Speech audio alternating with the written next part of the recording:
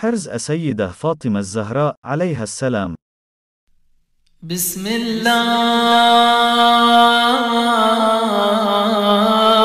الرحمن الرحيم.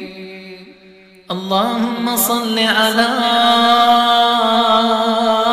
محمد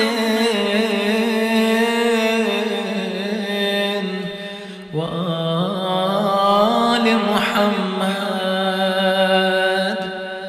يا حي يا قيوم برحمتك استغنيت فأغثني ولا تكلني إلى نفسي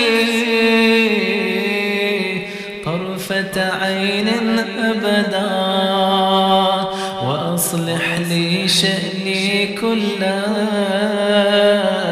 برحمتك يا